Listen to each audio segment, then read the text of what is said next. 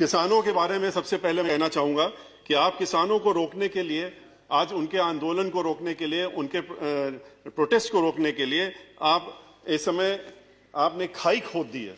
खाई ये उनके लिए नहीं खोद रहे हैं, ये हम कहना चाहेंगे खाई अपने लिए खोद रहे हैं।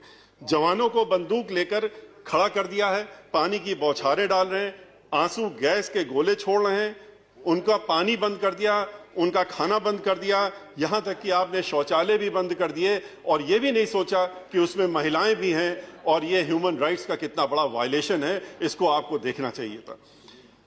सड़क में कांटे की कील गाड़ दिए।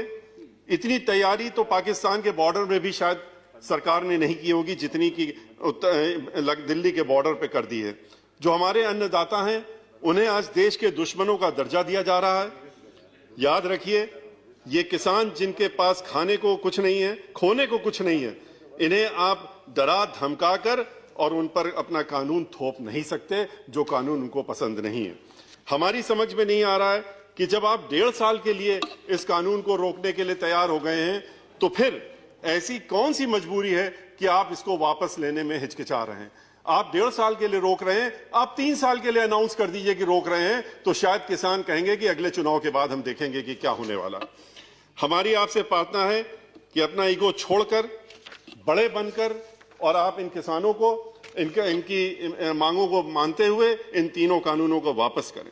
बहुत अफसोस की बात है कि सत्ता पक्ष के एक व्यक्ति ने कल कह दिया कि हम ये कोई भी व्यक्ति किसानों के बारे में कह रहे थे किसी दूसरे के ऊपर बोझ नहीं बनना चाहिए। ये बोझ नहीं है, ये हम लोगों को खाना देते हैं, अन्न देते हैं, इनको बोझ कहना बहुत ही निंदनीय बात है। ये कैसी जिद है आपकी, कैसा ईगो है आपका जिसको कि आप खत्म करना नहीं चाहते हैं और 3 कानूनों को वापस लेना नहीं चाहते हैं। किसान जो हैं वो आप ही के बच्चे हैं, आपकी भाई हैं, बहन हैं, माता हैं, पिता हैं, उनको आपने देशद्रोही बना दिया।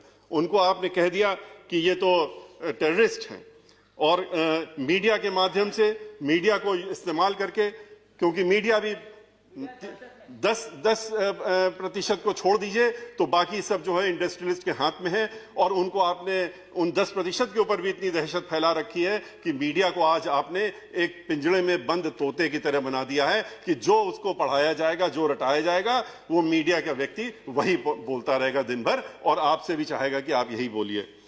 फार्म इंश्योरेंस पुलिस फोर्स में इनके ही घर के बच्चे रहते हैं जिनको आप आज जवानों को आपने खड़ा कर दिया उनके विरोध में कि आप इनके लिए तैयार रहिए, आंसू गैस लेके तैयार रहिए, गोली लेके तैयार रहिए और इनको जरूरत पड़े तो गोली चलाइए।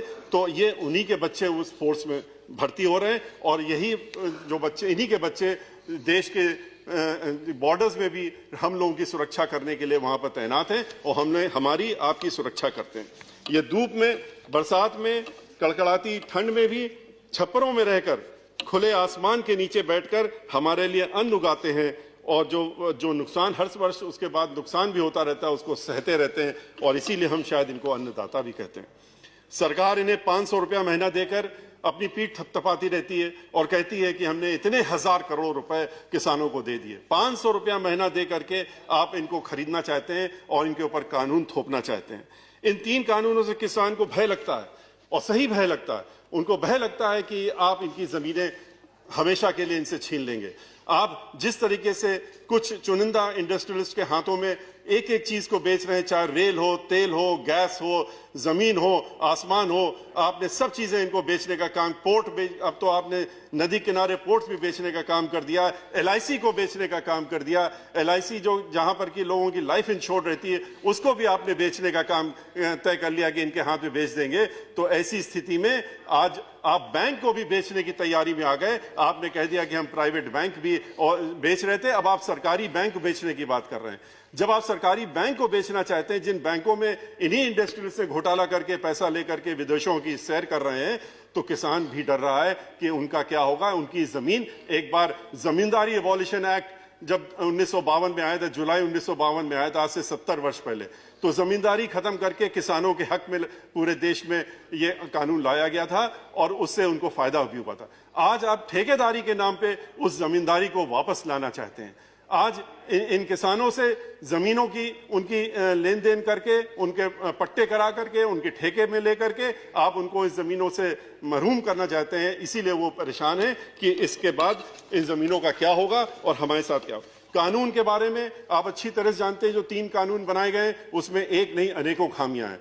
किसानों के हक की कोई चीज नहीं है। एसडीएम तय करेगा कि कौन, अगर कोई बात होती है तो एसडीएम तय करे। एसडीएम आपकी सुनेगा, इंडस्ट्रियलिस्ट की सुनेगा कि या एक गरीब किसान की सुनेगा। उसमें अपील और रिवीजन और रिव्यू की पावर है। वो उसमें लिमिटेशन आपने किसान के लिए छोड़ दी 21 दिन, कुछ दिनों की, महीने भर की, और बाकी जो इंडस्ट्रियलिस्ट होगा, जो ठेकेदार होगा, उसके लिए आपने कोई रिव्यू की लिमिटेशन नहीं रखी। इस तरह का कानून आप लेकर के आए। एमएसपी के लिए किसान लड़ रहा है, कह रहा है कि आप एमएसपी जोड़ दीजिए। आप एमएसपी कानून में क्यों नहीं डालते हैं? एमएसपी इसलिए नहीं डाल रहे हैं क्योंकि आपकी नीयत साफ नहीं है। अगर नीयत साफ होती तो एमएसपी डालने का कानून में क्या परेशानी है? आप बार बार बाहर कह रहे हैं, हर जगह कह रहे हैं कि हम तो एमएसपी देंगे, आप क्यों परेशान हो रहे हैं? तो एमएसपी अगर आप देना चाहते हैं तो आप इस कानून में एमएसपी की बात क्यों नहीं रखते हैं? ये तो एक ऐसी ही जिद हुई कि हम जो चीज नहीं, आप ये कहते हैं कानून हमारा, इसलिए हम इसको लेके आ रहे हैं क्योंकि किसानों का भला हो जाएगा, किसानों का उद्धार हो जाएगा। जिसके आप उद्धार की बात कर रहे हैं, जिसके भले के लिए कह रहे हैं, वो स्वयं कह रहा है कि हमें ये पसंद नहीं है, हमारे हक में नहीं है, इसको आप हमारे ऊपर लागू मत करिए, इसको हमें मत थोपिए। तो आप कहते हैं नहीं, इसको तो हम आपको थोपेंगे। ये तो वैसी जिद हो गई कि एक स्टूडेंट कहता है कि हम तो इकोनॉमिक्स पढ़ेंगे, हम पॉलिटिकल साइंस पढ़ेंगे, हम इंग्लिश लिटरेचर में आगे पढ़ेंगे। आप कहेंगे नहीं नहीं, आपको तो मेडिकल में ही जाना पड़ेगा, इस देश के सारे लड़कों को मेडिकल पढ़ना पड़ेगा क्योंकि यही देश के हित में है और यही सारे बच्चों के हित में है। तो इस तरह की भावना रख करके थोपना ये अच्छी बात नहीं है। और इसीलिए हम लोगों की ये मांग है और हमारी पार्टी की भी मांग है, हमारी पार्टी की तरफ से हमारी पार्टी की मुखिया बहन मायावती जी ने भी मांग की है कि इन तीनों कानूनों को वापस लिया जाए, स्वामीनाथन रिपोर्ट लागू करी जाए, हर फसल में एमएसपी दिए जाने के लिए लीगल प्रोविजन लाए जाए, किसानों की प्रताड़ना बंद करें। 26 जनवरी को जो हुआ उसके लिए हम लोग उसकी बहुत भर्त्सना करते हैं। हमारे लिए भी झंडा जो है, इस देश का तिरंगा जो है, वो जान और शान और हर चीज के लिए सबसे ऊपर है। और हम लोग भी उसके अगर कोई भी उस पर दाग लगता है तो हम लोग उसको सह नहीं सकते। ऐसे लोग जिन्होंने इसमें लगाने की कोशिश की है और लाल किले में चढ़ करके उन्होंने तिरंगे झंडे को नुकसान पहुंचाने की कोशिश की है, उनके खिलाफ सख्त कार्रवाई होनी चाहिए। और उनको मैं आखिरी में 2 मिनट आपसे इसलिए मांग रहा हूं कि प्रेसिडेंशियल, अब आपने चूंकि कह दिया था कि किसान का अलग होगा और वो अलग नहीं होगा, तो एक साथ होगा, तो इसलिए दोनों पे बात करना जरूरी है। तो इसलिए मैं बहुत ही शॉर्ट में अपने प्रेसिडेंशियल जो एड्रेस है उसके बारे में और बातें जो है उनके बारे में कुछ बातें कहूंगा। जहां तक आज देश में अनएम्प्लॉयमेंट इस कदर बढ़ गया है कि मैक्सिमम स्तर पर अनएम्प्लॉयमेंट बढ़ा हुआ है। 2 करोड़ नौकरी देने का वादा किया था, जिस तरह से आपने 15 लाख रुपए देने का वादा किया था गरीबों को उस सालाना, लेकिन 1 करोड़ से ज्यादा नौकरियां जाने का काम हो रहा है। ये सब डीमोनेटाइजेशन का असर है। उसके बाद से आज के रोज पीएचडी स्टूडेंट्स जो हैं वो भी क्लास 4 की नौकरी के लिए दरखास्त लगाते हैं तो लाखों में दरखास्तें आती हैं। इस स्थिति में आज हम लोग पहुंच गए हैं। एजुकेशन की पॉलिसी आपने ऐसी बनाई है जिसमें कि आप ये नहीं देख रहे हैं कि एक पीएचडी को कहते हैं कि आप नर्सरी पास बच्चे को पढ़ाने का काम करिए, वो भी उसके पहले एलिजिबिलिटी टेस्ट पास करिए। इसकी वजह से जो अनेकों एमबीए हैं, जो और पढ़े लिखे पोस्ट ग्रेजुएट स्टूडेंट्स हैं, उनको नौकरियां नहीं मिल रही, जो पहले पढ़ाने का काम करते थे, जिन्होंने हम लोगों को भी पढ़ाने का काम किया। वो कोई पीएचडी होल्डर्स या खाली वही नहीं थे जिन्होंने पढ़ाने का स्कूलों में काम किया, वो ग्रेजुएट्स भी थे, पोस्ट ग्रेजुएट से पढ़ाते थे। आज आपने एलआईसी को बेचने का जो डिसीजन लिया है वो बहुत ही घातक है। 49% पहले आप स्टेक बेच रहे थे, अब आपने 75% बेचने का। एक व्यक्ति होता है, उसको लगता है कि हमारी लाइफ इंश्योर्ड है या हमारे बाद हमारे बच्चों को इंश्योरेंस मिलेगा। आज आप उसको भी प्राइवेट हाथों में बेच रहे हैं। जिस तरह से आप हर चीज को बेचने का काम कर रहे हैं, ये उचित नहीं है। Thank you Satish ji. Sir I take, you have taken already 9 minutes please.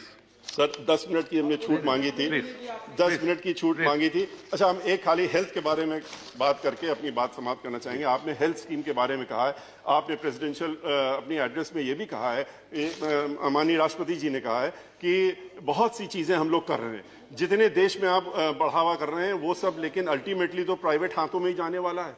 तो देश के पास कहाँ रहने वाला है? 2-3 प्राइवेट जो लोग हैं उन्हीं के हाथ में इसको भी बेच देंगे आप। हेल्थ स्कीम में आपने कहा है कि आपने बहुत किया, बहुत अच्छा किया, लेकिन आप ये भी तो देखिए कि इसमें और भी आगे बढ़ने की जरूरत है। हमने पिछली बार भी माननीय सभापति जी के सामने भी हमने ये बात कही थी कि कैंसर के पेशेंट्स पूरे देश में रोज हर महीने लाखों की संख्या में बढ़ रहे हैं। कैंसर का ट्रीटमेंट जो होता है उसके लिए मशीन चाहिए होती है, लीनियर एक्सरे मशीन चाहिए होती है, और लीनियर जो एक्सलेटर मशीन होती है वो सिर्फ विदेशों में बनती है और 2 ही कंपनियां बनाती हैं। उनको यहां पर ला करके अगर हेल्थ स्ट्रक्चर हमको बढ़ाना है तो उनके लगाने के लिए प्राइवेट लोगों को आगे आने की इच्छा अगर हो या किसी को भी लगाना हो तो उनके पास कैपेसिटी होनी चाहिए। अनफॉर्चुनेटली ये बात मैंने पहले भी कही थी, आपने ये एक बार फाइनेंस मिनिस्टर से भी माननीय अध्यक्ष जी कही थी कि इस पर ध्यान दिया जाए कि उसमें आप 27% जो है इंपोर्ट ड्यूटी लगाते हैं, 27% इंपोर्ट ड्यूटी, वो 12-13 करोड़ की मशीन आती है उसमें 27% और दे। इस वजह से आज इसमें आप कितना कमा लेंगे साल भर में? 50 करोड़, 60 करोड़। लेकिन इसकी वजह से आज कैंसर की वजह से लोग मर रहे हैं और उनको दिक्कत हो रही। MRI, CT, इन पे जो है इंपोर्ट ड्यूटी खत्म होनी चाहिए, टैक्सेस खत्म होनी चाहिए। इसी के साथ में अपनी बात। Thank you very much sir.